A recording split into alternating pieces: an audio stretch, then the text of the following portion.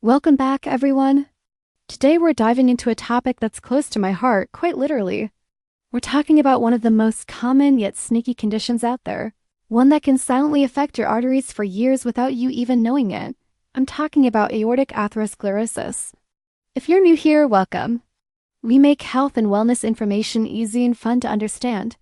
And today we're peeling back the curtain on this often silent killer. So if you find this video helpful, please do us a favor. Hit that like button, share it with a friend, and subscribe for more health insights. Alright, let's dive in. Imagine a network of pipes running throughout your body, delivering essential supplies like oxygen and nutrients to every cell. That's essentially what your arteries do. They're your body's delivery system. Now, picture what would happen if some of those pipes got clogged or narrowed. That's the problem with aortic atherosclerosis. It's like a clog in the main pipeline, disrupting the smooth flow of blood in your body. The aorta is your main artery. The big pipe that starts from your heart, takes off like a highway, travels up to your brain, and then arches down to your belly and pelvis. It's the super route for blood on its way to vital organs. But here's where the road gets bumpy. Atherosclerosis, the main culprit, is a type of cardiovascular disease that narrows your arteries, making it harder for your heart to pump blood and deliver oxygen to the rest of your body. Picture having a narrow water hose. You turn the handle, but instead of a strong stream, you get a weak trickle. That's what atherosclerosis does to your arteries. It's a slow, silent process that usually takes years, even decades, to develop. The walls of your arteries become thick and rigid, making your arteries less elastic. This means your heart has to work harder, which can lead to high blood pressure and puts extra strain on your heart and other organs. Now let's get into the nitty-gritty, the details of this condition. How does it develop? What are the warning signs, and what can you do to protect yourself? There are 4 main stages to aortic atherosclerosis, and it's important to understand them: endothelial damage, fatty streaks, fibrous plaque, and complicated lesions. Endothelial damage is the first step. It's like a crack in the pavement. The inner layer of your arteries, the endothelium, gets damaged. Normally, this layer is smooth and slick, helping blood flow easily. But damage to this layer can be caused by high blood pressure, high cholesterol, or even smoking. Once there's a crack, the body's natural defense kicks in, sending white blood cells to the site of damage.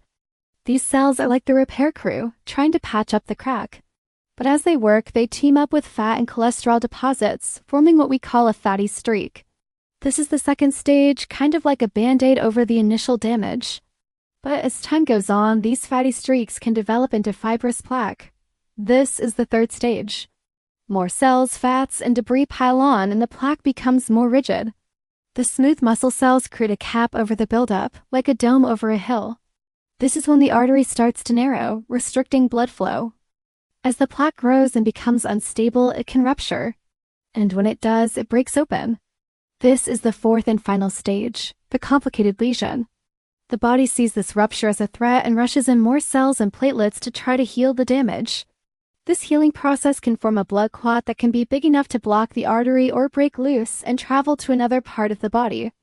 And that's a medical emergency, whether it's a heart attack or a stroke. You might be wondering, what are the common risk factors for aortic atherosclerosis? Well, let's start with the basics. High LDL, or bad cholesterol, is a major player. This type of cholesterol is the main ingredient in plaque. Then there's high blood pressure. When your blood pressure is too high, it can damage the walls of your arteries, creating cracks where plaque can form. Next up, smoking. And let me tell you, smoking is one of the most significant risk factors. It damages the inner lining of your arteries and makes them tight, making it harder for blood to flow through. And it doesn't stop there. People with diabetes have higher levels of sugar in their blood, which can damage the insides of arteries. And let's not forget about obesity. The more fat in your body, the higher your risk. One study found that people with a waist measurement above 40 inches for men and 35 inches for women had a higher risk of heart disease. Finally, age is a factor. As we get older, the walls of our arteries can become stiffer and more rigid, making it easier for plaque to build up. Now, let's talk about the silence. Why is it called the silent killer? Because in the early stages, aortic atherosclerosis doesn't usually cause any noticeable symptoms. That's why regular checkups with your doctor are so important, especially as you get older. Your doctor can check your blood pressure and feel your pulse to see if there are any signs of trouble in your arteries. However, when aortic atherosclerosis becomes more severe, it can show up in different ways depending on where the blockage occurs. If the coronary artery, the one supplying blood to your heart, gets blocked, you may experience chest pain or pressure, shortness of breath, or an irregular heartbeat. Similarly, if the carotid artery, which supplies blood to your brain, gets blocked, you might face symptoms of a mini-stroke like sudden numbness or weakness in your arms or legs, trouble speaking, or even temporary vision loss in one eye. If the arteries in your legs are affected, you might feel pain in your calves when you walk, known as claudication. And finally, if the kidney's arteries are involved, it can lead to high blood pressure or even kidney failure. When aortic atherosclerosis becomes more severe, it can lead to two potentially life-threatening situations: aortic aneurysms and embolism. Let's start with aortic aneurysms. As the plaque weakens the aorta wall, the constant pressure of blood can make the artery bulge outward like a balloon. This is called an aneurysm. While not all aneurysms are dangerous, an aneurysm that ruptures is a medical emergency. It can cause massive internal bleeding and is often fatal. Next, embolisms. A piece of plaque or a blood clot can break off from the aorta and travel through the bloodstream until it reaches a smaller artery where it gets stuck. This blockage can be life-threatening. If it happens in an artery to the heart, it causes a heart attack. And if it occurs in an artery to the brain, it leads to a stroke. So what can you do to protect yourself?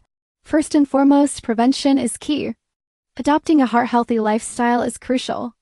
This includes quitting tobacco in any form, staying active with at least 150 minutes of moderate exercise each week, eating a balanced diet rich in fruits, vegetables, and whole grains, maintaining a healthy weight, managing blood pressure and cholesterol levels, and finding healthy ways to manage stress and getting enough sleep. If lifestyle changes alone aren't enough, your doctor might prescribe medications such as statins to lower LDL cholesterol, blood pressure medications, and blood thinners. In more severe cases, procedures like angioplasty and stenting might be recommended. During angioplasty, a balloon is used to open up the blocked artery. And stenting involves inserting a small mesh tube called a stent to keep the artery open.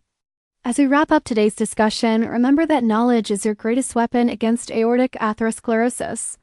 Understanding your risk factors, recognizing the signs and symptoms, and knowing the steps you can take to protect yourself is empowering. Share this video with your family and friends and encourage them to do the same. And if you found this video helpful, hit that like button and subscribe for more health insights. Your arteries will thank you.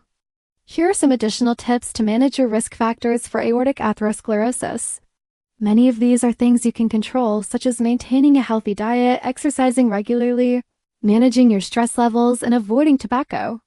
By making positive lifestyle changes, you can significantly reduce your risk of developing this condition. For those already managing aortic atherosclerosis, I want to commend you on taking proactive steps to manage your health. Remember, it's not about making drastic changes, but about making consistent efforts. Every small step counts. Whether it's monitoring your blood pressure, adjusting your medication, or following a heart-healthy diet, you're taking charge of your well-being. Keep up the good work. Don't hesitate to reach out to your healthcare team if you have any questions, concerns, or need guidance. They're there to support you on your journey. And for those who might be feeling overwhelmed or discouraged, know that you're not alone. There's a community of people who understand what you're going through and are here to help. Reach out to support groups or online forums where you can share experiences, ask questions, and find strength in numbers. Also, remember to celebrate your victories. Whether it's sticking to your new diet, taking that daily walk, or managing to quit smoking after years of trying, each victory is a step in the right direction and deserves to be celebrated. Managing a condition like aortic atherosclerosis is a marathon, not a sprint. It's about making sustainable changes and being patient with yourself. Don't get discouraged by setbacks. Instead, learn from them and keep moving forward. Your dedication to your health and well-being is truly commendable. Keep up the fantastic work. Together, we can make positive changes and work towards a healthier future.